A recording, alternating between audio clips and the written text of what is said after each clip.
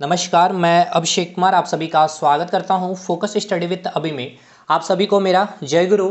तो चलिए आज हम लोग फिजिक्स में एक नया चैप्टर स्टार्ट करेंगे, मैटर्स यानी कि पदार्थ। एक नया सेक्शन चलेगा सर। जैसे ही अभी हमने पूरा मैकेनिक्स खत्म किया, अब मैकेनिक्स में हमने क्या चीज़ें की, पूरा का पूरा कंसेप्ट पे चीज़ें देखी है सर, काफ़ी डिटेल जा करके देखी है। और यकीन मानिए अगर वो पूरे मैकेनिक्स के दौरान अगर आपको समय लगता तो मोस्टली आप 10 दिन में मैकेनिक्स खत्म कर सकते हैं। जिस प्रकार से मैंने चीज़ें कवर कराई है वो मत देखिए number of video sir, timing देखिए।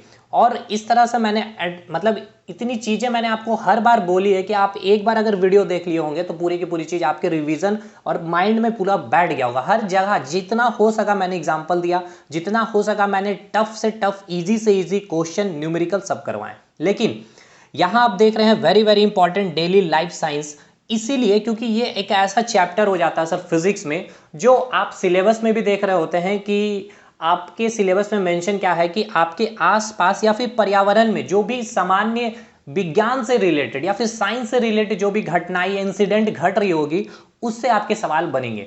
तो ये मैटर्स में हम लोग क्या पढ़ते हैं सब, मैटर्स में हम लोग देख रहे होते हैं प्रेशर के बारे में। सबसे पहले प्रेशर समझते हैं। जैसे सॉलिड है आपके पास, लिक्विड है और गैस है। अब देखिए मैं अगर सॉलिड बोल रहा हूँ, लिक्विड अगर बोल रहा हूँ और अगर गैस बोल रहा हूँ, आपके माइंड में कितना क्लैरिटी आ रही होगी मुझे पता है कि अगर आपने केमिस्ट्री की मैटर्स वाली वीडियो देखी होगी। सॉलिड मैंने जैसे बोला आपके माइंड में क्लिक कर गया। अच्छा सॉलिड, सॉलिड कुछ नहीं है, सॉलिड मैटर की एक स्टेट है जिसमें हमें यह पता है कि मैटर्स क्या बना होता है, किससे बना होता है, पार्टिकल से बने होते हैं। और हर पार्टिकल्स, ठीक है ना, पार्टिकल्स की कुछ ना कुछ प्रॉपर्टीज डिफरेंस होने के कारण मैटर्स को हमने 5 स्टेट में रखे थे। एक सॉलिड था, एक लिक्विड था, एक गैस था, एक प्लाज्मा था और एक बॉस आइंस्टीन कंडेंसेशन थी। अब जैसे ही हमने सॉलिड कहा तो आपके माइंड में तुरंत क्लिक किया सॉलिड, इट मींस इसमें जो पार्टिकल्स होंगे वो क्या होंगे, क्लोजली पैक्ड होंगे। फोर्स ऑफ अट्रैक्शन कम लग सॉरी काफी मजबूत स्ट्रांगली लग रही होगी। जो इंटरमॉलिकुलर स्पेस या फिर जो वॉइड या फिर जो कहते हैं जो स्पेस होगा पार्टिकल के बीच में वो नेग्लिजिबल या नगण्य होंगे। पार्टिकल्स में क्या होंगे, मूविंग नेचर नहीं होगा, वो क्या कर रहे होंगे, अपने एक स्थान पे ही वाइब्रेट कर रहे होंगे। क्यों? क्योंकि due to strong force of attraction. फिर हमने यहां पर आपको बताई थी कि जो डेंसिटी होगी, हाईली डेंसिटी होगी, कंप्रेशन यानी संपीड़ितता का नेचर क्या होगा, यहां पर बहुत ही कम होगा, इलास्टिसिटी हाई होगी। और हमने एक अंतिम पॉइंट प्रॉपर्टीज बताई थी, डिफ्यूजन प्रोसेस यहां पर नहीं देखने को मिलेगा। फिर लिक्विड और गैस जैसे हमने कहा तो आपके माइंड में कर गया कि सर कंपैरेटिवली सॉलिड लिक्विड में फोर्स ऑफ अट्रैक्शन थोड़ा सा वीक होता है, इंटरमॉलिकुलर स्पेस होती है, यहां पर डेंसिटी थोड़ी सी कम होती है, डिफ्यूजन प्रोसेस होती है, यहां पर पार्टिकल मूविंग करती है। और फिर गैस में जब हम आए तो वहां कंपैरेटिवली हमने ये देखा कि यहां पर फोर्स ऑफ अट्रैक्शन बिल्कुल नेग्लिजिबल ही होता है, जो स्पेस होते हैं वो काफी ज्यादा होते हैं, वहां पर डेंसिटी काफी लो होती है, कंप्रेस नेचर हाई होता है, यहां पर फ्लूइडिटी नेचर भी होती है और लिक्विड में भी फ्लूइडिटी नेचर होती है। लेकिन लिक्विड और गैस में अगर दोनों में अगर कंपेयर किया जाए, पूछ लिया जाए कि किसकी फ्लूइडिटी सबसे ज्यादा, तो गैस की फ्लूइडिटी सबसे ज्यादा, क्योंकि वहां फोर्स ऑफ अट्रैक्शन और इंटरमॉलिकुलर स्पेस काफी कम और फोर्स ऑफ अट्रैक्शन काफी ही कम, sorry force of attraction negligible एकदम कम या फिर कह सकते हैं शून्य, और इंटरमॉलिकुलर स्पेस काफी ज्यादा होने के कारण। अब ये चीजें आपके माइंड में अगर नहीं क्लिक कर रही है, इट मींस आपने केमिस्ट्री का वीडियो नहीं देखा है आपने। अब बात करते हैं मैटर्स में, हम लोग यहां पर क्या पढ़ेंगे, प्रेशर के बारे में। प्रेशर देखेंगे सबसे पहले सॉलिड में, फिर लिक्विड और गैस में यानी कि फ्लूइड में देखेंगे कि किस प्रकार प्रेशर का नेचर काम करता है। फिर इसमें बहुत सारी चीजें देखेंगे, जैसे आर्किमिडीज का प्रिंसिपल देखेंगे, बहुत एग्जांपल इसमें चलेंगे हम लोग, बायनेंसी फोर्स चलेंगे। अब देखिए मैंने कहा एग्जांपल इस चैप्टर का काफी इंपॉर्टेंट, एक रीढ़ की हड्डी है यानी कि बैकबोन का काम करेगा। अगर अब मैं ये भी नहीं कहूंगा कि सर मैं जितना एग्जांपल दे दूं वही आपके एग्जाम में भी हो जाएगा, भाई कैसे पॉसिबल है। अब एग्जामिनर का माइंड चेक करना है आपके कंसेप्ट को, वो कंसेप्ट ही चेक करेगा कि आपको प्रेशर का कंसेप्ट क्लियर है कि नहीं, लिक्विड में या फिर गैस में या फिर कह ले तो फ्लूइड में।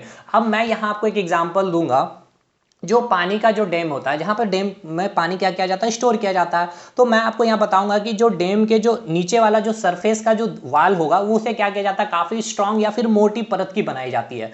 रीजन मैं अभी आपको समझाऊंगा, क्योंकि डेप्थ पानी की ज्यादा हो जाने के कारण वहां पर प्रेशर अधिक लग रहा होगा। अब एग्जामिनर आपसे अब ये डैम का एग्जांपल ना लेकर के आपसे पूछ ले कि कई बार आप समुद्र से क्रॉस कर रहे होते हैं या फिर ट्रेन गुजर रही होती है पुल से, ठीक है भाई, अगर एक नदी को क्रॉस करनी है ट्रेन को तो क्या की जाती है, पुल बिछाई जाती है। तो पुल का जो पिलर देख रहे होते हैं नीचे का सेफ, ठीक है ना, वो थोड़ा सा मोटा बनाया जाता है। अब इसका रीज़न आपसे पूछ लेगा, तो देखिए रीज़न तो वही है बट एग्जाम्पल उन्होंने चेंज कर दिया। ट्रेन से वो पुल में आ गए, हम यहाँ डैम और पानी का बता करके गए। तो अब ये आपको कंसेप्ट आपको समझना होगा और कंसेप्ट को अप्लाई करने आना होगा, तभी चीज़ें क्लियर हो पाएगी। ठीक है भाई। दूसरी बात, अभी अगर आप लोग में से जो स्टूडेंट चाह रहे हैं कि 3 महीने के अंदर पूरा साइंस में हम 20 में 20 कर ले, मैथ्स में 20 में 20 कर ले और रीजनिंग में 20 में 20 कर ले, और कंप्यूटर आपको फ्री ऑफ कॉस्ट यहाँ प्रोवाइड किया जा रहा है सर, सबसे इंपॉर्टेंट चीज़, और एक अच्छे लेवल पे मॉक टेस्ट, तो जरूर से एक बार हमारे एप्लीकेशन में आइए, फोकस स्टडी विद अभी। टेलीग्राम ग्रुप है, एटलीस्ट टेलीग्राम ग्रुप को ज्वाइन करिए, लिंक डिस्क्रिप्शन बॉक्स में दिया, फ्री ऑफ कॉस्ट है। एक बार आ करके कंटेंट का मजा लीजिए, और ये कंटेंट खुद से यूट्यूब पर भी देखिए, एप्लीकेशन में भी कुछ फ्री है, और फिर लगता है कि यस काफ़ी इंपॉर्टेंट कंटेंट है, एग्जाम ओरिएंटेड है, तो जरूर से इनरोल करिएगा आप। ठीक है भाई, काफ़ी मिनिमम कॉस्ट में, अगर 180 प्लस मार्क्स आपके यहाँ कवर हो रहे हैं तो बाकी आपकी इच्छा है। चलिए अब हम लोग चलते हैं आज के इंपॉर्टेंट टॉपिक। देखिए ये चीज़ें रखनी जरूरी थी, क्योंकि कई स्टूडेंट बार बार मैसेज कर रहे थे जितना हो सकता है एग्जाम्पल कराइए डेली लाइफ से। तो भाई मैंने अभी मैकेनिक्स में अगर चीज़ें बताई है, अगर आप ईमानदारी से अगर मैकेनिक्स खत्म कर लिए होंगे, कर लेना भी चाहिए, तो आपको 10 दिन लगेगा सर अभी मैकेनिक्स खत्म करने। और मैकेनिक्स में मैंने कितनी चीज़ें बताई है, मोशन बताया, सर्कुलर मोशन बताया, लॉज ऑफ मोशन बताया, लिफ्ट बताया, ग्रेविटेशन बताया है, उसके बाद फिर मैंने आपको पूरा का पूरा वर्क एनर्जी पावर करवा दिया है। तो ये केवल प्रोजेक्टाइल मोशन नहीं करवाया है, सिंपल पेंडुलम। रीजन बस इतनी सी है कि वहाँ से सवाल नहीं बनते आपके एग्जाम में। ठीक है, बाकी समय रहते उसको भी कराया जाएगा। तो सबसे पहले मैटर्स हम लोग स्टार्ट करते हैं टॉपिक को। देखिए सबसे पहले केमिस्ट्री में भी मैंने आपको बताया है कि जो पदार्थ की कितनी अवस्थाएं होती है, तो सबसे पहले तो आपको ये पता होना चाहिए कि जो स्टेट होता है, अब ये स्टेट अवस्था क्या है, केमिस्ट्री में आप को रिलेट कर रहे होंगे इंसान से। इंसान को मैंने क्या बताया था, ह्यूमन बींग्स को मेल फीमेल ट्रांसजेंडर। उसी प्रकार जो मैटर है यानी कि पदार्थ है, कि क्या है पदार्थ, अब मैं क्या उसको डिफाइन करूँ कि ये छोटे छोटे पार्टिकल से बने होते हैं, पार्टिकल के बीच में फोर्स ऑफ अट्रैक्शन काम कर रहा होता है, आकर्षण बल काम कर रहा होता है, दोनों के बीच में कुछ स्पेस होती है, ये सब तो बताने की जरूरत नहीं होगी अब आपको। अब हम डायरेक्ट आ रहे हैं, ये जो मैटर है, मैटर के 5 स्टेट होती है। ठीक है, कितनी स्टेट होती है, 5 स्टेट होती है। यानी जो पदार्थ होती है आपकी, वो 5 अवस्थाएं होती है, इसकी जो होती है 5 अवस्थाएं होती है। ये 5 अवस्थाएं आप याद रखिएगा, आपके एग्जाम में डायरेक्ट पूछ लिए जाते हैं कि कितनी अवस्थाएं होती है, तो 5 आप याद रखिएगा। 3 टिक नहीं करिएगा, सॉलिड लिक्विड गैस ही लोग टिक कर देते हैं, ऐसा नहीं है। देखिए पहला कौन सा है आपका, एक सॉलिड हो गया। ठीक है, सॉलिड को हिंदी में कहेंगे ठोस। दूसरा आपका हो गया लिक्विड, लिक्विड को हिंदी में कहेंगे तरल। और तीसरा हो गया आपका गैस, हिंदी में गैस ही कहेंगे। फोर्थ हो गया आपका प्लाज्मा, हिंदी में इसे प्लाज्मा ही कहेंगे भाई। ठीक है, मैं लिख दूं प्लाज्मा। और जो चौथा हो गया आपका, और पांचवा जो होता है आपका बोस आइंस्टीन कंडेंसेशन। ठीक है, हिंदी में लिखेगा बोस आइंस्टीन संघनन, बस इतना ही। अब देखिएगा इसमें जो आप दूसरा और तीसरा जो पार्ट देख रहे हैं, लिक्विड और गैस, इसको हमने आपको क्या बताया था, लिक्विड और गैस की के पास क्या होती है, एक टेंडेंसी होती है। क्या चीज टेंडेंसी होती है, फ्लो करने की टेंडेंसी होती है। और due to tendency of flow, इसको हमने क्या कहा था, फ्लूइडिटी कहा था। फ्लूइडिटी को हिंदी में क्या कहेंगे सर, द्रव्य। इसकी जो प्रवृत्ति होती है, या फिर बोल सकते हैं इसकी जो नेचर होती है, इसके पास क्या होती है, फ्लो करने की नेचर होती है, इसलिए इसको हम कहते हैं फ्लूइडिटी। अब हर लिक्विड की और हर गैस की फ्लूइडिटी अलग अलग होगी। जैसे कि एक एग्जांपल मैं लेता हूं कि अगर मैं पानी को लिया हूं, ठीक है, तो पानी की फ्लूइडिटी कुछ अलग होगी। अब मैं ले रहा हूं हनी, तो देखिए अगर पानी और हनी से आप कंपैरिजन कराइए, तो पानी जितना फास्ट फ्लो करके, अब ऐसे पानी को गिराइए, ठीक है ना, यहाँ पर मान के चलते हैं इस ढक्कन के अंदर मैंने पानी फिलअप किया, ठीक है, अब मैं पानी गिराया, तो पानी जो गिर रहा होगा, फ्लो करने की इसकी जो टेंडेंसी होती है, उसको हम क्या कहते हैं, फ्लूइडिटी। अब इसके अंदर मैंने हनी डाल दिया, अब मैं हनी को गिराया, तो हनी जो नीचे गिरेगा उसकी जो टेंडेंसी होगी, उसकी क्या होगी, उसकी अलग फ्लूइडिटी, मतलब वो थोड़ा स्लोली क्या करेगा, गिरेगा, क्योंकि इसकी अंदर विस्कोसिटी का कंसेप्ट हम पढ़ेंगे। देखिए विस्कोसिटी वगैरह, आर्किमिडीज प्रिंसिपल हो गया। दलदल में क्या हो रहा होता है, जब आप डूब रहे होते हैं, तो आपके एग्जाम में पूछ लिया जाएगा, तो आपको क्या करना चाहिए, सो जाना चाहिए या खड़े हो जाना चाहिए, हाथ ऊपर करना चाहिए। तो ये सब चीजें यहाँ से आपके डेली लाइफ से सवाल बनेंगे। तो लिक्विड और गैस क्या है, आपकी फ्लूइडिटी है, यानी कि द्रव है। क्यों, क्योंकि इसके कारण इसके अंदर क्या होता है, फ्लो करने की नेचर होती है। हर लिक्विड की, हर गैस की अपनी अलग अलग फ्लूइडिटी होती है। इतना दिक्कत है यहाँ पर, कहीं भी किसी को कोई दिक्कत नहीं है। तो जब भी अगर आपको बोल दिया जाए फ्लूइड, ठीक है ना, तो फ्लूइड का मतलब आपको क्या समझ में आना चाहिए, लिक्विड ही नहीं आना चाहिए। इसका मतलब यह है कि आपको बात की जा रही है, आपसे लिक्विड प्लस गैस की बात की जा रही है। फ्लूइड का मतलब यह है कि जो क्या कर सकता है, फ्लो कर सकता है, विच कैन फ्लो, जो फ्लो कर सकती है, जो प्रवाह कर सकती है। ठीक है, हिंदी में इसे कहेंगे प्रवाह जो कर सकती है, उसे हम क्या कहेंगे, फ्लूइड कहेंगे। ठीक है, लिक्विड और गैस का मतलब हो गया फ्लूइड। फ्लूइड बोला जा रहा है मतलब लिक्विड और गैस की बात कर रही है की जा रही है, मतलब वो फ्लो कर रहा है। जो क्या सॉलिड फ्लो कर पाता नहीं, क्योंकि इसके पार्टिकल्स वाइब्रेट करते हैं। याद आ रहा है आपको, लिक्विड और गैस को मैंने पूरा खोल करके दिखाया था, लिक्विड और गैस को, वहां पे पार्टिकल क्या कर रहे थे, मूवमेंट कर रहे थे। गैस में तो और भी फास्ट काइनेटिक एनर्जी थी। ठीक है भाई, अब आते हैं धीरे धीरे आगे हम लोग मेन टॉपिक में, प्रेशर के टॉपिक पे। ठीक है भाई, प्रेशर इन सॉलिड यानी कि ठोस, यानी कि कोई भी आपके पास सॉलिड कोई एक ऑब्जेक्ट है, ठीक है ना, इस सॉलिड ऑब्जेक्ट में जो प्रेशर का कैलकुलेशन होता है उसके लिए हम क्या फॉर्मूला यूज़ करते हैं। और अगर आपके पास कोई एक बीकर है, ठीक है, इस बीकर के अंदर आपको पानी फिलअप कर दिया गया है, तो इस पानी के अंदर और आपके पास कोई इस प्रकार का कोई एक सिलेंडर गैस है, ठीक है, और इसके अंदर कोई गैस फिलअप कर दिया गया है, तो इसके अंदर प्रेशर P1, इसके अंदर कोई प्रेशर P2 और इसके सॉलिड में जो प्रेशर लग रहा है P3, इसका कैलकुलेशन हम लोग कैसे करेंगे इसको समझते हैं। तो सबसे पहले सॉलिड का केस ले रहे हैं। ठीक है, ये S4 सॉलिड हो गया, ये L4 लिक्विड हो गया और ये G4 गैस हो गया। ठीक है भाई, तो सबसे पहले सॉलिड में बात करेंगे कि इन सॉलिड प्रेशर की कैलकुलेशन कैसे करते हैं। प्रेशर इक्वल्स टू होता है आपका फोर्स अपन एरिया। समझिएगा, देखिए सॉलिड के केस में हम लोग जो प्रेशर जब भी हम निकालेंगे तो कैसे निकालेंगे, force, pressure equals to force upon area. तो सबसे पहले एक तो ये फॉर्मूला आपके लिए इंपॉर्टेंट हो गया। ठीक है, अब आइए इस पे हम बहुत सारी चीज़ें यहाँ से अभी आपको मैं समझाऊंगा, एग्जांपल समझाऊंगा। सबसे पहले तो हमें ये बताइए कि एसआई यूनिट प्रेशर की क्या होती है, तो आप क्या कहेंगे, पास्कल होती है। ठीक है भाई, एसआई यूनिट क्या होती है, तो पास्कल होती है। यहाँ तक कोई दिक्कत, पास्कल को हम लिखते हैं P कैपिटल में और A स्मॉल में। हमें ये बताइए फोर्स की एसआई यूनिट क्या होती है, न्यूटन, और एरिया की एसआई यूनिट क्या होती है, मीटर स्क्वायर। तो क्या हम लिख सकते हैं कि 1 पास्कल इक्वल्स टू 1 न्यूटन पर मीटर स्क्वायर। बताइए लिख सकते हैं कि नहीं लिख सकते, कोई दिक्कत है, कोई दिक्कत नहीं है सर। यहाँ तक चीज़ें यहाँ तक क्लियर है, क्लियर है। एसआई यूनिट क्लियर हो गया, प्रेशर की एसआई यूनिट पास्कल, या कई बार आपसे एग्जाम में डायरेक्ट पूछ लेगा 1 पास्कल इक्वल्स टू 1 न्यूटन पर मीटर स्क्वायर भी। ठीक है, अब आइए हमें ये बताइए जो प्रेशर है वो आपकी कैसी क्वांटिटी है, स्केलर क्वांटिटी है या फिर वेक्टर क्वांटिटी है। तो अगर मैं यहाँ पे आपको बताऊँ थोड़ी सी जानकारी, हालांकि पूरी जानकारी दे रखा है, ये फोर्स क्या है आपका, वेक्टर क्वांटिटी है, तो एरो मार्क्स। एरिया क्या है आपका, वेक्टर है। कहने का मतलब ये है कि ये भी वेक्टर है, यानी कि ये सदिश राशि है, और ये भी आपका क्या है, सदिश राशि है।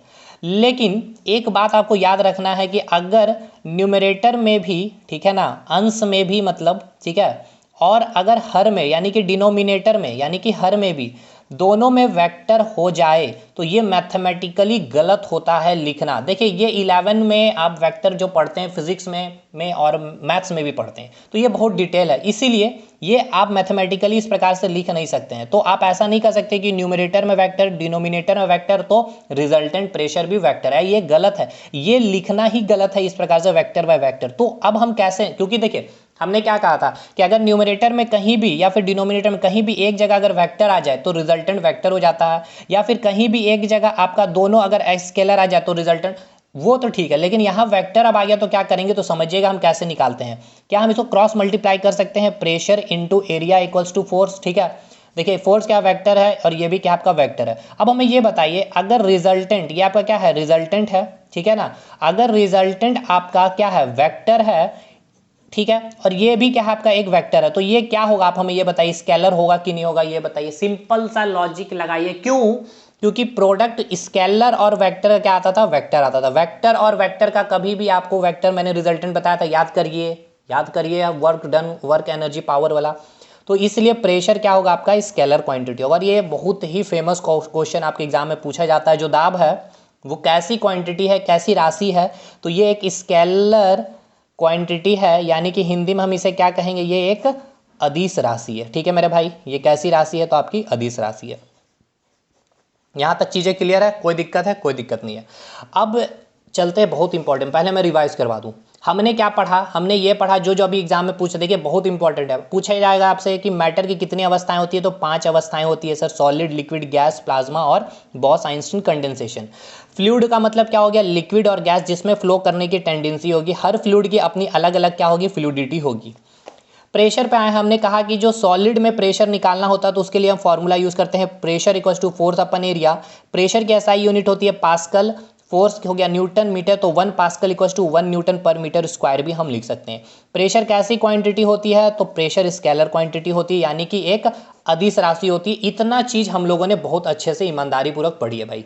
तो चलिए अब हम चलते हैं प्रेशर, फोर्स और एरिया को रिलेट करेंगे, एक रिलेशनशिप के तहत समझेंगे कि इंक्रीज करने पे जो चाकू यूज़ करते हैं तेज या धारदार भोतर चाकू, क्यों ऊँट को रेगिस्तान का जहाज कहा जाता है, ये सारे सवालों का जवाब आपको यहाँ से मिलेगा। तो चलिए समझते हैं इसके रिलेशन को और इसको अप्लाई करना सीखते हैं सर। ये अप्लाई करना एक बार बहुत इंपॉर्टेंट है सीखना। देखिए प्रेशर इक्वल्स टू क्या होता है सर, फोर्स अपन एरिया। अब हमें ये बताइए कि अगर मैं फोर्स को कांस्टेंट कर दूं, if force equals to constant, constant कहने का मतलब क्या है समझिएगा मेरा, कांस्टेंट कहने का मतलब हिंदी में कहते हैं इसको नियत।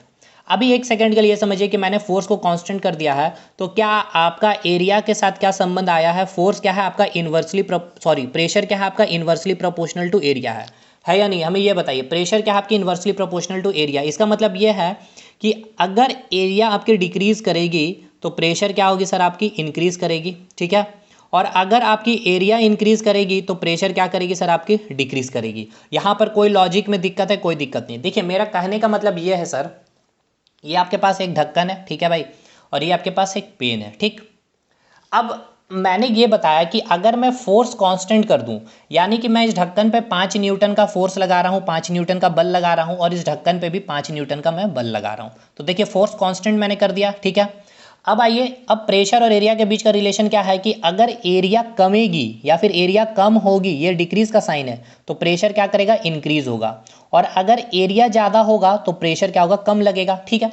अब देखिए ये पेन की जो आप जो पॉइंट देख रहे हैं इसका एरिया देखिए, ठीक है, और इस ढक्कन को भी इसका एरिया देखिए कितना ज़्यादा एरिया, देखिए ये पूरा का पूरा इतना एरिया है। तो मैं इस प्रकार से फोर्स लगाऊंगा इस ढक्कन के ऊपर, ठीक है ना। इस तरह से समझिए कि मैंने 5 न्यूटन का फोर्स लगाया, इस प्रकार से देखिए इस पेन से मैंने 5 न्यूटन का फोर्स लगाया, ठीक। उसी प्रकार इस पेन पर भी मैंने 5 न्यूटन का, इस प्रकार से इसके ऊपर में 5 न्यूटन का फोर्स लगाऊंगा यहाँ पे, और ये पॉइंट को इस प्रकार से मैं रखूंगा, ठीक है। अब समझिएगा, तो फोर्स कांस्टेंट हो गया 5 न्यूटन, याद रखिएगा 5 न्यूटन मैंने फोर्स कांस्टेंट रखा इन दोनों के ऊपर में। अब इसका मैंने एरिया जब देखा तो कंपैरिजन जब मैंने किया इसके एरिया से, तो किसका एरिया ज़्यादा है मुझे ये बताइए। तो इस ढक्कन का जो है एरिया, जो इसके सरफेस को टच करेगा इसकी एरिया, और ये जो पेन इसके सरफेस को टच करेगा इस कागज़ को, इसकी एरिया, ठीक है। तो किसकी एरिया ज़्यादा है, तो देखिए एक पेन जब टच कर रहा होगा ये, तो ये इतना एरिया टच करेगा इस सरफेस को, और जब ये ढक्कन टच करेगा तो ये पूरा का पूरा इतना सारा एरिया टच करेगा, ठीक है भाई। ये मान के चलिए इतना, ये पूरा का पूरा एरिया टच करेगा। ये आपका A1 एरिया हो गया और ये आपका A2 एरिया हो गया, ठीक है। अब हमें ये बताइए सर, एरिया किसकी कम है, ये एरिया कम है इसकी, यानी कि यहाँ पर P1 काम कर रहा होगा और यहाँ पर P2 काम कर रहा होगा, और फोर्स क्या है आपका कांस्टेंट है। कितना कांस्टेंट है, कितना नियत है, तो 5 न्यूटन का फोर्स लगाया। अब हमें ये बताइए, अब इस कागज के अंदर अगर मैंने 5 न्यूटन का फोर्स लगाया है, तो इस पेन के ऊपर, ठीक है ना भाई, इस पेन पे मैंने 5 न्यूटन का फोर्स, इस ढक्कन पर भी 5 न्यूटन का फोर्स लगाया, तो किस में प्रेशर सबसे ज़्यादा लगेगा, P1 या P2, हमें ये बताइए। तो अभी आपको मैंने क्या बताया कि अगर आपकी एरिया कमेगी तो प्रेशर ज़्यादा होगी, तो A1 और A2 में किसकी एरिया कम है, तो आप बोलिएगा सर A1 की एरिया क्या है कम है कंपैरिजन टू A2, यानी कि जो A2 की एरिया है वो ज़्यादा है। सिंपल सी बात है, अगर A2 की एरिया ज़्यादा है तो P2 की प्रेशर इसमें क्या हो रहा होगा, कम लग रहा होगा। यानी जब आपने पेन से इस कागज़ में 5 न्यूटन का फोर्स लगाओगे तो ये ज़्यादा क्या करेगा, इस कागज़ को क्षति पहुंचाएगा, ठीक है ना भाई। लेकिन इस ढक्कन पर वही 5 न्यूटन का फोर्स आप लगाओगे तो ये कम क्षति पहुंचाएगा, इस पेपर को कम खराब करेगा। क्यों, क्योंकि इसके द्वारा, ढक्कन के द्वारा जो प्रेशर लगाया जाएगा इस कंपैरेटिवली इस पेन से वो कम लगेगा। क्यों, क्योंकि इसकी एरिया अधिक है, और अगर एरिया अधिक होगी तो प्रेशर कम लगेगी, और अगर एरिया कम होगी तो प्रेशर ज़्यादा लगेगी। ये लॉजिक समझ में आ गया। यानी प्रेशर और एरिया को आप क्या कर सकते हैं, आप कोरिलेट करना सीख गए बहुत अच्छे से। अब आप एग्जाम्पल सुनिएगा, आपके एग्जाम में पूछता है बहुत बार कि आपके पास नाइफ है, ठीक है, नाइफ बोले तो चाकू हिंदी में बोलेंगे, ठीक है। 2 प्रकार की चाकू है, एक तो काफ़ी तेज धार है, ठीक है ना, तेज धार चाकू है, और एक भोतर चाकू है। अब इंग्लिश में इसको क्या कहेंगे भाई, बोल सकते हैं इसको ना कि इसको क्या बोलेंगे, ब्लंट शायद बोलते हैं, और ये पूरा शार्प है एकदम, ठीक है ना, शार्प है, तेज धार है। तो यानी जब आपने चाकू से, ये मान के चलिए चाकू इस प्रकार से काटेंगे तो चाकू की जो धार होगी ये बिल्कुल शार्प होगी सर, होगी कि नहीं होगी ये बताइए, पूरी शार्प होगी। तो वो अगर, जैसे कि मैं एक चाकू बना ही रहा हूँ, देखिए बनता है तो ठीक है, बाकी ठीक है, यहाँ पे पकड़ने वाला हाथ से इस तरह से चाकू को है और बाकी यहाँ से ये तेज़ धार किया गया है इस प्रकार से, ठीक है। एक ये चाकू हो गया, ये आपका शार्प चाकू है, ठीक है, तेज़ धार वाला चाकू है आपका शार्प। अब एक चाकू की फिगर और बनाता हूँ, जैसे कि एक चाकू और है आपके पास, ये है आपका, ये हाथ में यहाँ पकड़ेंगे आप, और ये थोड़ा भोतर सा हो गया है, इसकी जो एरिया काफ़ी ज़्यादा इस प्रकार से बढ़ सी गई है, तो ये वाला था, ठीक है, ये पूरा हो गया। तो ये हो गया आपका क्या, ब्लंट यानी कि भोतर वाला चाकू है ये। अब देखिए इसकी जो एरिया है, जो चाकू जहाँ से कट करेगा, जो आपकी, अब भाई काटना तो यही इस चाकू का ये वाला पार्ट टच करोगे ना, अगर इस कागज़ को काटोगे तो चाकू का ये वाला सेक्शन ले जाके इसको टच करोगे तो इसकी जो एरिया होगी, मान के चलते हैं A2, और इसकी जो ये पूरी की पूरी जो एरिया है, ठीक है, ये क्या है आपकी A1, किसकी एरिया ज़्यादा है, तो आप बोलोगे सर ये देखिए कितना ज़्यादा एरिया में इसका भोतर हो गया ना चाकू, ये इसलिए ज़्यादा एरिया है इसका, तो A2 की एरिया क्या है, ज़्यादा है कंपैरिजन टू A1 एरिया से, इसकी एरिया कम है। या कम मतलब समझ पा रहे हो कि ये जो कागज़ को टच करेगा काटने के लिए काफ़ी कम पार्ट को टच कर रहा होगा, जिस प्रकार से पेन देखिए कितना कम टच कर रहा है, लेकिन ये काफ़ी ज़्यादा सरफेस को टच करेगा कागज़ को, इसी कारण इसका एरिया ज़्यादा है। और अगर एरिया इसका ज़्यादा होगा सर तो प्रेशर क्या हो जाएगा, कम हो जाएगा। तो तेज धार से इसीलिए हम लोग चाकू का इस्तेमाल करते हैं कोई भी चीज़ को काटने के लिए। आप फोर्स तो चाकू पे उतना ही लगा रहे दोनों पे, ठीक है ना, तेज धार में भी और भोतर में भी, लेकिन जो तेज धार जो चाकू होता है उससे तुरंत फटाफट इसलिए कट जाता है क्योंकि वो जो कॉन्टैक्ट सरफेस जो होता है उसका काफ़ी कम होता है, एरिया काफ़ी कम टच करता है, जिसके कारण वहाँ पे प्रेशर अधिक लगता है, एरिया कम तो प्रेशर ज़्यादा, ठीक है। कुछ और एग्जाम्पल लेते हैं कि ऊँट का एग्जाम्पल ले लेते हैं कि ऊँट को रेगिस्तान का जहाज कहा जाता है सर। ऊँट को हम क्या कहते हैं, ऊँट को रेगिस्तान का जहाज कहते हैं। क्यों कहा जाता है आपको पता होना चाहिए, इसको भी समझते हैं।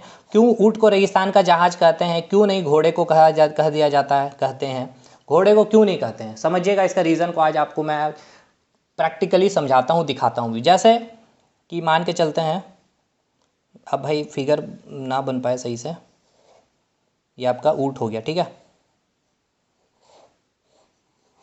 ये आपका ऊँट है और यहाँ पे आपका घोड़ा हो जाएगा, घोड़ा का पैर इसी प्रकार से होता है, ठीक है। ये मैं लिख दे रहा हूँ घोड़ा और यहाँ मैं लिख रहा हूँ ऊँट। वेट सिमिलर है, अप्रॉक्सीमेटली सिमिलर होता तो नहीं है, लेकिन मैं सिमिलर फोर्स को, क्योंकि मुझे कांस्टेंट रखना ना, क्योंकि देखिए इस रिलेशनशिप को समझाने के लिए मुझे तो फोर्स कांस्टेंट रखना पड़ेगा। तो मान के चल रहे हैं जो ऊँट फोर्स जो लगा रहा होगा ये F फोर्स लगा रहा होगा, ठीक है, अपना वेट, ये कितना फोर्स लगा, जितना इसका वेट होगा, घोड़ा भी मान के चल रहा है ये जो फोर्स लगा रहा होगा F, जितना इसका वेट होगा उतना ही लगाएगा। अब रेगिस्तान की बात की जा रही भाई, रेगिस्तान में क्या मिलता है, केवल और केवल बालू, ठीक है, बालू है तो सिंपल सी बात है, पैर क्या होगा, अंदर धंसेगा बालू के अंदर, सिंपल सा लॉजिक है। बालू है तो भाई आप ही चलते हो, बालू तो नहीं धंसता है कि नहीं धंसता, बताइए। बालू, अगर एक चीज़ हमें लॉजिक लगाई ना सर, कुछ नहीं है, फिजिक्स लॉजिक पे सब कुछ चलता है।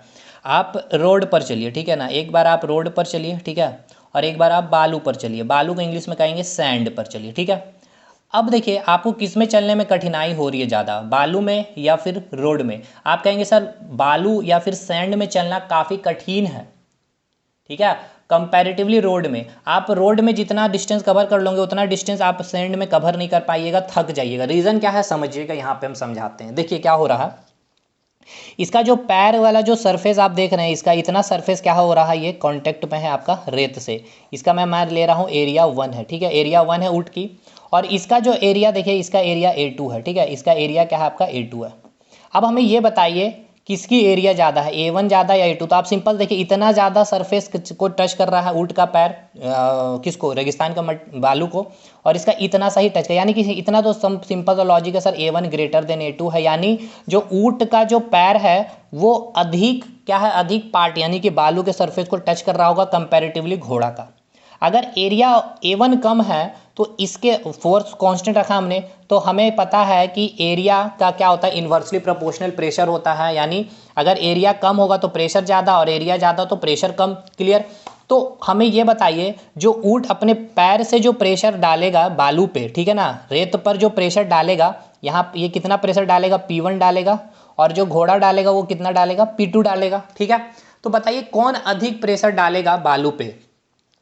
तो A1 किसकी है, एरिया ऊँट की, A2 किसकी एरिया है, घोड़ा की। तो A1 किसकी ज़्यादा है, ऊँट की। तो इसकी अगर एरिया ज़्यादा तो प्रेशर कम होगी, यानी कि P1 कम लग रहा होगा कंपैरेटिवली घोड़ा का जो P2 प्रेशर से। अब इसका मतलब क्या है, इसका मतलब ये है कि घोड़ा P1 जो प्रेशर लगा रहा है, मान के चल रहे हैं 5 पास्कल, और जो ये ऊँट जो लगा रहा है 5 पास्कल, और ये जो घोड़ा जो प्रेशर लगा रहा है मान के चल रहे हैं 7 पास्कल।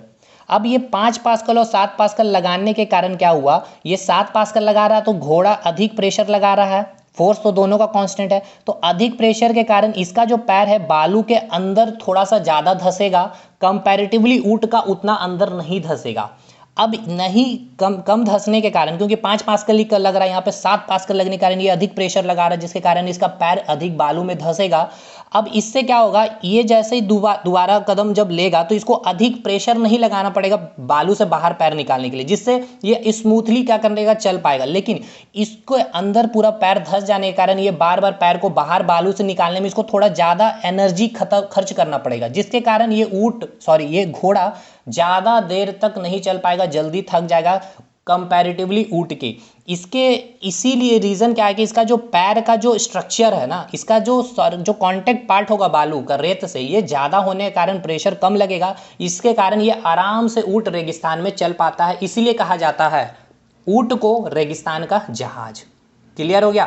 अब आप सोच रहे होंगे सर हाथी से कंपैरिजन कर लीजिए, हाथी का भी तो पैर बड़ा होता है, तो भाई हाथी का वेट भी एक बार देख लीजिए, उसका फोर्स से हम कैसे कंपैरिजन कर सकते हैं। यहाँ तो घोड़ा और ऊँट को कर भी सकते हैं। यहाँ मैंने एक एग्जांपल दिया कि अगर आपसे पूछ लिया जाए, कोई भी अभी जनरली भी आपसे पूछा जा सकता है कि घोड़ा क्यों नहीं रेगिस्तान में यूज़ किया जाता ज़्यादा कंपेरेटिवली ऊँट से, तो रीज़न बस यही है सर, पैर इसका कम धंस रहा है बालू में ना, तो जिसके कारण ये आराम से आगे निकल सकता है सर, ठीक है। अधिक एनर्जी इसको खर्च नहीं करनी पड़ेगी, लेकिन इसका पैर अधिक धंस जाने के कारण इसको बालू से पैर बाहर निकालने में अधिक एनर्जी लगानी पड़ रही है, जिसके कारण इसको थकान बहुत जल्दी फील हो जाएगी, ये ज़्यादा दूर नहीं चल पाएगी। अब मैं एक और एग्जांपल देता हूँ।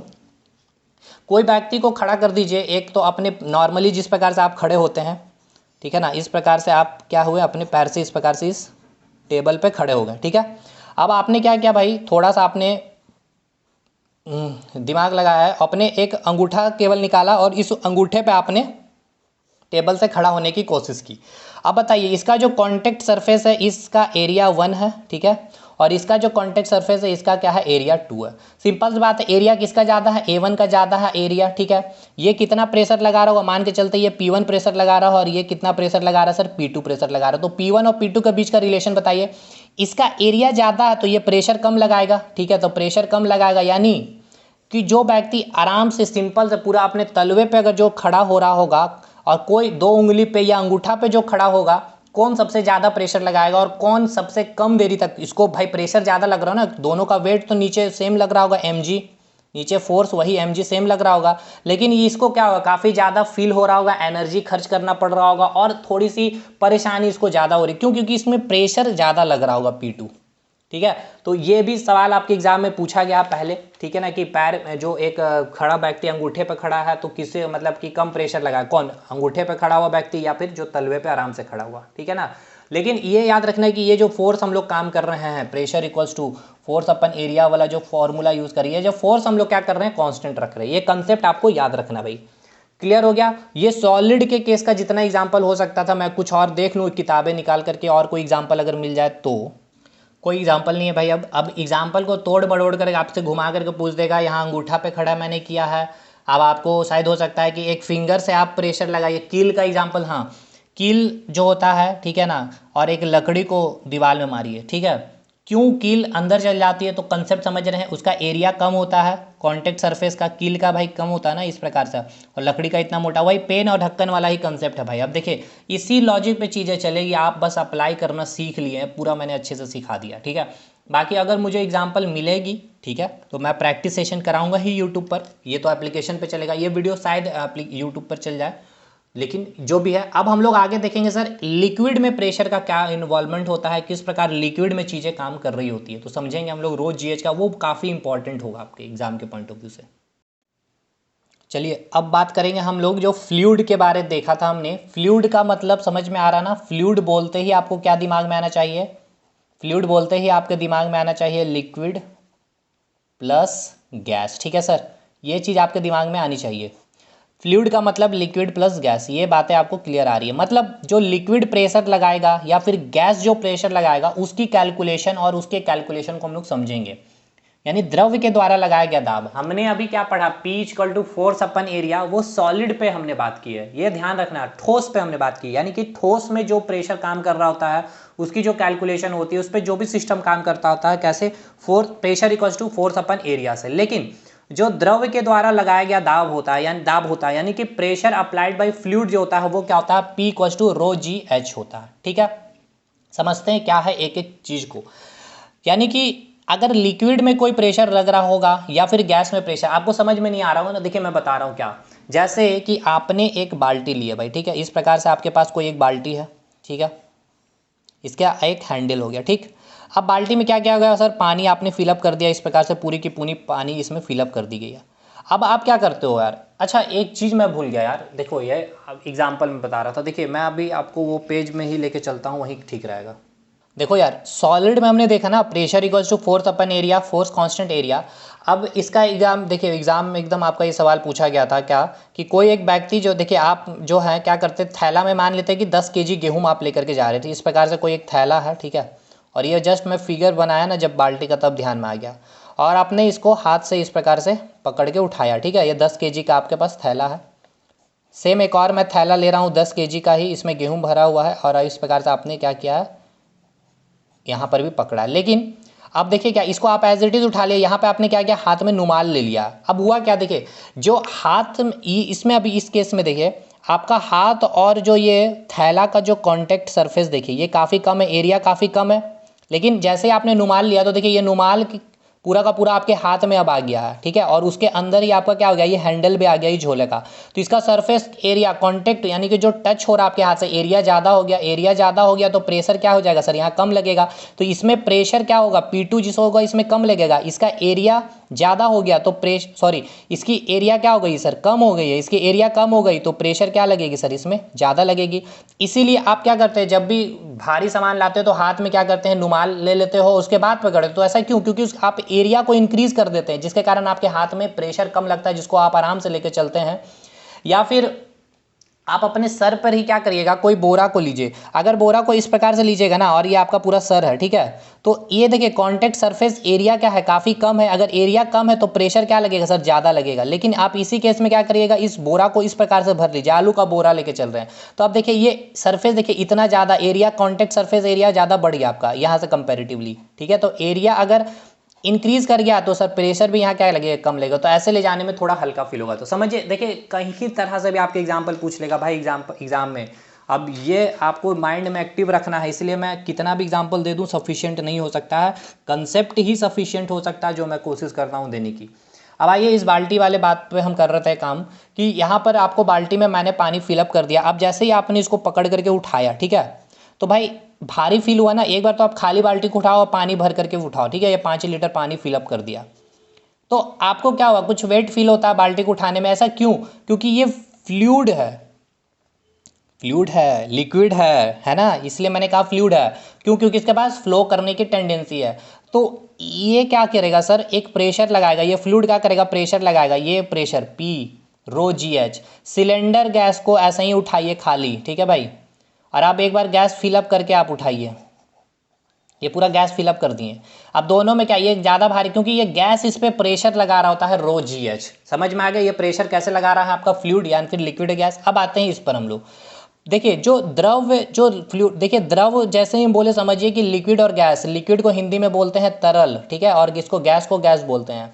तो जैसे ही पूछ ले कि गैस के द्वारा लगाएगा दाव, मतलब सिंपल सी बात है रो जी एच, कभी भी फोर्स अपन एरिया पे नहीं जाएंगे। अब एक एक क्रम पे आते हैं। रो क्या होता है, रो होता है सर डेंसिटी ऑफ फ्लूइड, मतलब कौन सा फ्लूइड इसके अंदर में है, यानी कि लिक्विड है या फिर गैस है। और अगर लिक्विड है तो पानी है, हनी है, बटर है, घी है, ऑयल है, तो हर अलग अलग फ्लूइड की अपनी अलग अलग क्या होगी, रो वैल्यू होगी, यानी कि उसकी डेंसिटी अलग होगी। गैस है, CO2 गैस है, ऑक्सीजन गैस है, कौन सी गैस है उसकी अपनी अलग डेंसिटी होगी, यानी कि P equals to rho, clear हो गया। रो क्या हो गया, डेंसिटी ऑफ फ्लूइड यानी कि द्रव का घनत्व हो जाएगा। जी क्या है, एक्सेलरेशन ड्यू टू ग्रेविटी, जो कितनी होती है 9.8 मीटर पर सेकंड स्क्वायर। कब, जब अगर आप अर्थ में होंगे तो। अब आपके मन में आ रहा हो हम बृहस्पति ग्रह चले गए, मंगल ग्रह चले जाएंगे, तो बिल्कुल ये जी की वैल्यू भी फिर वहां पे वेरी कर जाएगी। आपने ग्रेविटेशनल टॉपिक क्लियर कर रखा है कि जैसे जैसे हम क्या करेंगे, अगर प्लैनेट को चेंज कर लें अगर हम, ठीक है, तो हमारी जी की वैल्यू भी चेंज हो जाए, क्योंकि अर्थ के सरफेस में ही हमारा क्या होता है, जी की वैल्यू वेरिएशन कर रही होती है। सेंटर की ओर आ रहे होते हैं तो हमारे क्या होती है, जी की वैल्यू क्या होती है मेरे भाई, जी की वैल्यू डिक्रीज करती है। सेंटर से हम अर्थ सरफेस की ओर जा रहे होते हैं तो इंक्रीज कर रही होती है। सेंटर से अगर सॉरी अर्थ सरफेस हम ऊपर की ओर जा रहे हैं तो जी की वैल्यू डिक्रीज होती है। इक्वेटर पे कम, पोल पर ज्यादा, मतलब ये सारी की घूर्णन गति के कारण इंपैक्ट पड़ रहा होता है। तो ये सब आपकी जी के वेरिएशन आपको मैं रिवाइज करवा दिया। अब आइए डेप्थ ऑफ फ्लूइड, यानी इसको समझिएगा। डेप्थ ऑफ फ्लूइड का मतलब क्या होता है, कई लोगों को यहाँ पर कंफ्यूजन है। जैसे ये आपका समुद्र है, ठीक है भाई, ये समुद्र हो गया यहाँ पर, ठीक है, ये आपका समुद्र है। अब डेप्थ क्या है, यहाँ तक ये मान लेते हैं, यहाँ तक समुद्र है, इसकी गहराई इतनी है पूरी की पूरी, ठीक है। अब एक ऑब्जेक्ट यहाँ पर एक रखा हुआ है और एक ऑब्जेक्ट आपकी यहाँ पर रखा हुआ, तो डेप्थ यानी कि हाइट ऑफ फ्लूइड कैसे कैलकुलेट किया जाता है, इसको समझिएगा। हाइट ऑफ फ्लूइड जो कॉन्टेक्ट किया जाता है ना सर, सी लेवल से मेजर किया जाता है। यानी सी लेवल क्या है, ये आपका सी लेवल है, समुद्र का तल है, ठीक है। यहाँ से आप मेजर करेंगे इसकी हाइट को, ठीक है, ये आपकी हाइट कितनी हो जाएगी, H1 हो जाएगी, और इसकी जो हाइट हो जाएगी इस ऑब्जेक्ट की सी लेवल से, ये इसकी हाइट हो जाएगी H2, ठीक है।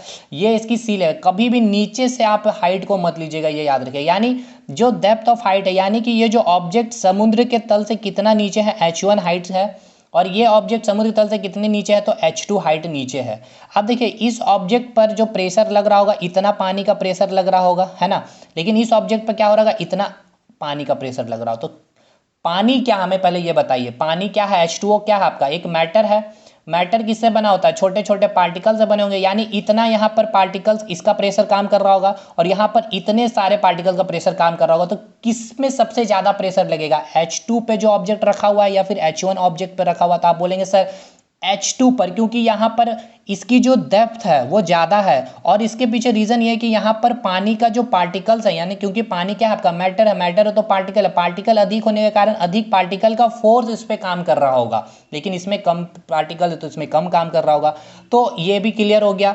अब आपको मैं एक बार यहाँ पे थोड़ा सा रिलेशन क्लियर, आपको मैं चीज़ें बोलूँ कि अगर आपको मैं कहूँ P directly proportional to H, क्या कोई गलत है? अगर आपने डेप्थ इंक्रीज कर दिया, ठीक है ना, यहाँ से आपको एक ऑब्जेक्ट को अब यहाँ ला दिए, तो अब इसकी डेप्थ क्या होगा, इंक्रीज हो गया H3, तो इस पर प्रेशर अधिक लगेगा इससे कंपैरेटिवली, और इस पर सबसे कम प्रेशर लगेगा, इस पर उससे ज़्यादा लगेगा, और सबसे ज़्यादा इस पर लगेगा। हाँ, और अगर आप डेंसिटी ही चेंज कर देंगे, फ्लूइड ही चेंज कर दिए, पानी की जगह हनी डाल दीजिएगा, तो उसमें भी चेंजेस मिलेगा, क्योंकि डेंसिटी की वैल्यू फ्लूइड की चेंज होगी तो आपकी प्रेशर भी चेंज होगी। और जी अगर प्लानेट ही चेंज कर लिया आप, अर्थ से मंगल ग्रह चल जाएंगे तो भी फिर चेंज आ जाएगा। समझ में आ गया सर कि लिक्विड और गैस में कैसे चीज़ें काम करेगी, गैस का भी कंसेप्ट हमने आपको दे दिया। अब आते हैं एग्जाम्पल, यहाँ से चलते हैं, एग्जाम्पल आपका यहाँ से इंपॉर्टेंट है। अब ये कंसेप्ट हम दे दिए, ये जो अभी कंसेप्ट दिए वही इंपॉर्टेंट हो गया आपका। अब हम जो एग्जांपल देंगे, ये एग्जांपल आप बस अप्लाई करना हम आपको सिखा रहे होंगे। जैसे कि आपको बोला जाता है, चलिए एक एग्जांपल हम लेते हैं सबसे पहले, एक समुद्र का, ठीक है। हालांकि ये अभी हम आपको एग्जांपल लिए हैं, लेकिन फिर से ले रहे हैं एग्जांपल ताकि और अच्छे से चीज़ें क्लियर हो जाए। ये आपका समुद्र है भाई। दो ऑब्जेक्ट ले रहे हैं, एक पॉइंट ए पे ले रहे हैं ऑब्जेक्ट, ठीक है, यानी कि कोई व्यक्ति यहाँ पर खड़ा है और एक व्यक्ति यहाँ पर खड़ा है, ठीक है। इसकी जो डेप्थ होगी हम सरफेस से कैलकुलेट करेंगे, सी लेवल से, इसकी होगी H2 और इसकी जो होगी H1 होगी। कोई दिक्कत है सर? अब हमें ये बताइए H1 लेस देन H2 है कि नहीं है, यानी कि आप जो व्यक्ति एक है, ए के मतलब H1 हाइट पर है, H1 डेप्थ पर है, यानी कि डेप्थ मतलब गहराई, H2 गहराई पर जो व्यक्ति है। अब हमें ये बताइए किस, अब देखिए प्रेशर किस पर सबसे ज़्यादा काम कर रहा होगा, PA या फिर PB। तो हमें पता क्या है, हमें पता है सर PA इक्वल्स टू क्या होगा सर, ρGH, ठीक है। PB क्या होगा सर, PB होगा आपका ρGH2 होगा इसका, ठीक है ना, H2 हो जाएगा, इसका H1 हो जाएगा। अब देखिए रो तो कांस्टेंट होगा, क्यों? क्योंकि यहाँ पर भाई समुद्र है ना, समुद्र में जो पानी तो फिक्स है, H2O है, रो की फिक्स वैल्यू हो गई, यानी H2O ये फिक्स हो गया, जी भी फिक्स हो गई 9.8, क्योंकि अर्थ की हम लोग बात कर रहे हैं। तो ये फिर अब डिपेंड कर रहा है H1 के ऊपर, आपकी प्रेशर किस पे काम कर रहा होगा, प्रेशर जो वेरी करेगा, डिपेंड करेगा, निर्भर करेगा किस पे, हाइट यानी कि डेप्थ पर। अब देखिए H1 की डेप्थ और H2 की डेप्थ, किसकी सबसे ज़्यादा डेप्थ है, तो जो B पॉइंट पर खड़ा है। तो अगर यहाँ पर इतने पानी के मॉलिक्यूल्स हैं, पार्टिकल्स हैं, तो सिंपल सी बात, इस पर अधिक प्रेशर काम कर रहा होगा। और हमने अभी पढ़ा भी है कि P directly proportional to H होता है, यानी कि डेप्थ अगर ज़्यादा होगा तो प्रेशर भी ज़्यादा होगा। तो डेप्थ ज़्यादा है तो यानी कि PB जो होगा वो ग्रेटर देन होगा PA से, ठीक है ना भाई। यानी कि PB यानी कि जो B पॉइंट पर जो व्यक्ति होगा और जो A पॉइंट पर जो व्यक्ति होगा, किस पे सबसे ज़्यादा फ्लूइड प्रेशर काम लगा रहा होगा, सबसे ज़्यादा प्रेशर लगा रहा होगा, तो इस व्यक्ति पर सबसे ज़्यादा प्रेशर लग रहा होगा, ठीक है। अब देखिए इस व्यक्ति का प्रेशर ज़्यादा लग रहा है, इससे मतलब आपको क्या समझ में आया कि जो आप जितना ज़्यादा गहराई पर जाते चले जाएंगे, यानी वहां पर प्रेशर अधिक लगते रहेगा। रीजन क्या है कि पानी का जो देखिए यहाँ पर मैटर मॉलिक्यूल्स देखिए, पार्टिकल देखिए, कण देखिए अधिक हो गया, और यहाँ पर इतना ही पार्टिकल्स का प्रेशर लग रहा। तो इसीलिए जो डैम वगैरह जो बनाया जाता है इस प्रकार से, ठीक है। तो इस प्रकार से डैम को यहाँ पर जो नीचे वाला को ना थोड़ा सा चौड़ा, और थोड़ा सा यहाँ के जो ये नीचे वाले जो परत होते हैं वो काफ़ी ज़्यादा स्ट्रांग बनाई जाती है, ठीक है ना। स्ट्रांग बोल सकते हैं या मोटी, क्योंकि देखिए पानी का जो ये डेप्थ ज़्यादा हो जाता है, हाइट ज़्यादा होने के कारण, तो यहाँ पर ज़्यादा प्रेशर लगेगा कंपेरेटिवली इस वाल पर, ठीक है। तो इसीलिए आपसे पूछा जाता है कि the wall of dam is made thicker at the bottom, यानी कि जो डैम का जो दीवार होता है नीचे क्या किया जाता है, वो थोड़ा सा ठीक मोटा बनाया जाता है। क्यों? क्योंकि जो प्रेशर एग्जैक्ट किया जाता है वाटर के द्वारा, है ना, वो क्या होता है वाल पर, वो काफ़ी ज़्यादा लगता है, क्योंकि उसकी डेप्थ ज़्यादा होती है। चीज़ें क्लियर हो गई। अब कुछ पहाड़ का भी एग्जांपल ले लेते हैं। अच्छा अब एक चीज़ बताइए, अगर हम समुद्र की गहराई में जितना अंदर जाएंगे तो हमारा प्रेशर क्या होगा, इंक्रीज होगा कि नहीं होगा? ये क्लियर हो गया। तो मैं एक यहाँ से इंपॉर्टेंट लाइन निकाल सकता हूँ कि गहराई में जाने से प्रेशर इंक्रीज होगी कि नहीं होगी, बताइए, ठीक है। अब हम लोग चलते हैं ऊंचाई पे, यानी कि अब हम चढ़ते हैं पहाड़ पर, ठीक है। ये आपका सी लेवल है, यहाँ नीचे आपका समुद्र हो गया, ठीक है, और इधर आपका पर्वत पहाड़ है, ठीक है भाई। अब कोई व्यक्ति यहाँ पर खड़ा होगा, ठीक है, ये सी लेवल पे खड़ा है, और कोई व्यक्ति आपका यहाँ पर खड़ा है। एक फ्रेश पेज ले लेते हैं, ज़्यादा सही होगा।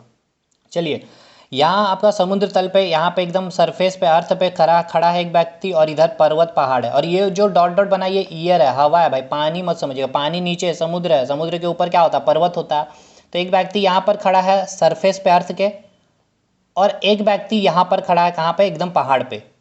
अब देखिए इस पर जो एयर का प्रेशर काम कर रहा होगा, और इस पर भी एयर का प्रेशर काम कर रहा होगा, यानी कि गैस का काम कर रहा होगा, यानी कि लिक्विड प्लस गैस। अभी हम लोग समझे हैं क्या, आपका फ्लूइड है ना भाई। तो लिक्विड हमने देख लिया समुद्र तल का, अब हम लोग गैस का देख रहे हैं। तो गैस भी क्या आएगा, फ्लूइड में आएगा, क्योंकि इसके पास फ्लो करने की टेंडेंसी होगी।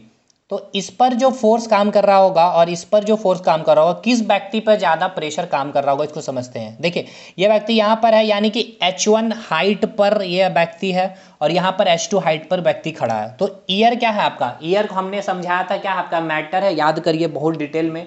तो ईयर मैटर है, तो छोटे छोटे पार्टिकल से बना होगा। तो इतना पार्टिकल क्या कर रहा होगा, इस व्यक्ति पर प्रेशर लगा रहा होगा, और यहाँ पर बस इतना सा ही पार्टिकल इस पर प्रेशर लगा रहा होगा। तो किस पर ज़्यादा प्रेशर लग रहा होगा, सिंपल सी बात है, लॉजिकली इसी व्यक्ति पर सबसे ज़्यादा प्रेशर लग रहा होगा। यानी जो इस पर प्रेशर लग रहा है P1, और इस पर जो प्रेशर लग रहा है P2, किस पर ज़्यादा प्रेशर लग रहा है? तो हम अगर बात कर ले सबसे पहले हाइट किसकी सबसे ज़्यादा है, तो H1 ग्रेटर देन H2 है यहाँ पर, है ना।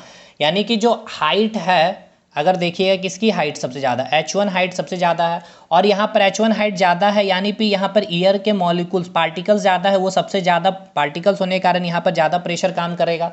तो इस P1 प्रेशर जो होगा, P1 जो होगा आपका ग्रेटर देन P2 होगा।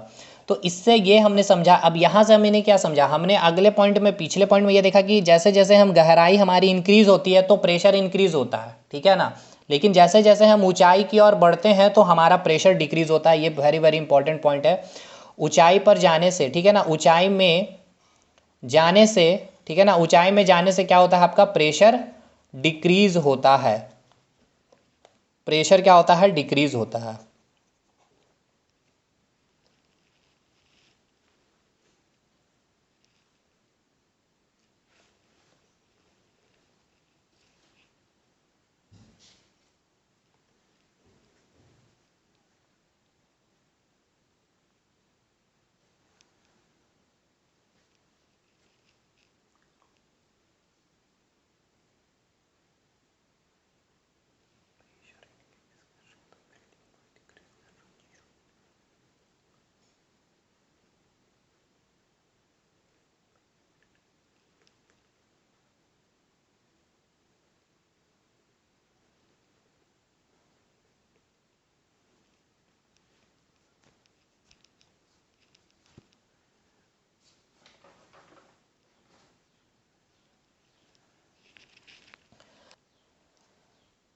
अब देखिएगा एक एग्जांपल दे रहे हैं आपको प्रैक्टिकली और खुद से भी करिएगा। ये पानी का बोतल है और इसको मैंने जोर से इस प्रकार से हिलाया तो देखिए नीचे का जो बबल है और ऊपर का जो बबल, मैं एक बार फिर से दिखा रहा हूँ, ध्यान दीजिएगा बबल पे, नीचे और ऊपर वाला बबल। देखिए नीचे वाला बबल का साइज और ऊपर वाला बबल, फिर से देखिए नीचे और ऊपर का बबल का जो साइज होता है थोड़ा सा अलग होता है। अब इसको समझिएगा प्रैक्टिकली मैं कैसे समझा रहा हूँ। देखिए होता क्या है, एक चीज़ हमें बताइए कि अगर आपके ऊपर प्रेशर ज़्यादा होगा, ठीक है ना, तो आप थोड़े से दुबले पतले से हो जाइएगा, ठीक है ना, दुबले पतले से हो जाइएगा बिल्कुल।